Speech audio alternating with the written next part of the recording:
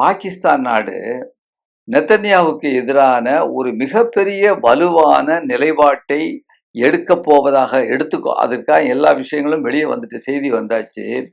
என்ன செய்தின்னு கேட்டீங்கன்னா, இஸ்ரேலிய பிரதமர் பெஞ்சமின் நெதன்யாகுவை டெரரிஸ்ட் பயங்கரவாதி என்று முறையாக அபிஷியலா அறிவிக்க நடவடிக்கை எடுத்து வருவதான தகவல் வந்திருக்கின்றன.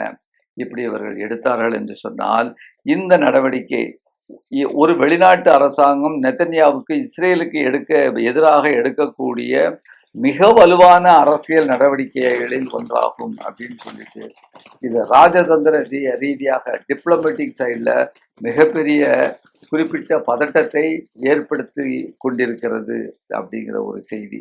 இதை பற்றி நான் பேசணும்னா ஒரு செய்தி சொல்லணும் பாருங்க. பாகிஸ்தான் வரலாற்று ரீதியாக நமக்கு எதிராக இருந்து கொண்டிருக்கிறது. 2-3 யுத்தங்களுக்கு மேலே நம்ம போட்டுட்டோம். ஆனாலும் கூட பார்த்தீங்கன்னு சொன்னால், இன்றைக்கு அந்த மக்கள் ஒருவருக்கொருவர், பாகிஸ்தான் மக்களும் இந்திய மக்களும் எதிரிகள் அல்ல. இந்த அரசியல்வாதிகள் தான் நம்ம ஏதாவது நம்ம ஒன்றிய அரசாங்கத்தில் வேலை வேணும் அல்லது பிரச்சனை வேணும் இந்த அப்படின்னு சொன்னோம்னா, பாகிஸ்தானுடைய உளவாளின்னு சொல்லக்கூடிய ஒரு பழக்கத்தை அரசியல்வாதிகள் வச்சிருக்கிறாங்க. சாதாரண மக்கள்கிட்ட இல்லை. ஆனால் அவர்கள்ட்டையும் கொஞ்சம் கொஞ்சமாக இந்த பாஜக காரங்கள்ட்ட இந்த குணம் வந்து கொண்டிருக்கிறது. இது ஒரு பக்கம் இருக்க, இப்படியாக நெதன்யாகுவை டெரரிஸ்ட்னு சொல்லக்கூடிய ஒரு நடவடிக்கையை மேற்கொண்டிருக்குன்னு சொல்லும் பொழுது, உண்மையிலேயே ஒரு ஜனநாயகத்தை விரும்பக்கூடிய மக்களுக்கு இது ஒரு மகிழ்ச்சி அளிக்கக்கூடிய செய்தியாக இருக்கிறத பாருங்க. என்ன செய்யறது, நம்ம நாடு இப்படி அறிவிச்சிருந்தா இன்னும் ஓஹோன்னு கொண்டாடுவோம், லட்டெடு கொண்டாடு அப்படின்னு நம்ம சொல்லக்கூடிய வகையில இருந்திருப்போம். ஆனா அப்படி இல்லையே. என்ன செய்யுது, ஒரு பக்கம் வருத்தம் இருந்தா கூட நம்ம எதிரி நாடு இந்த மாதிரி அறிவிக்கிறாங்களே அப்படிங்கிற ஒரு மகிழ்ச்சியும் ஒரு பக்கத்துல இருக்கு அப்படிங்கிற அந்த செய்தி. அடுத்த செய்தியாக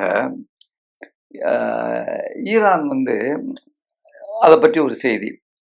ஈரான் தங்கள் நாடுகளுக்கு தங்கு தடை இல்லாமல் எண்ணெயை அனுப்பி கொண்டு ஏற்றுமதி செய்து கொண்டிருக்கிற அந்த காரணத்திற்காக ரஷ்யாவும் சீனாவும் பதிலுக்கு கைமாறாக கிஃப்டாக ஈரானுக்கு ஏவுகணைகளையும் வான்வெளி பாதுகாப்பையும் அவர்களுக்கு கொடுத்திருக்கிறார்கள், அனுப்பி கொண்டிருக்கிறார்கள், கொடுத்து கொண்டிருக்கிறார்கள் என்கின்ற செய்தி நமக்கு அதுவும் கிடைத்திருக்கிறது. அப்புறம் இன்னொரு செய்தி இறுதியாக,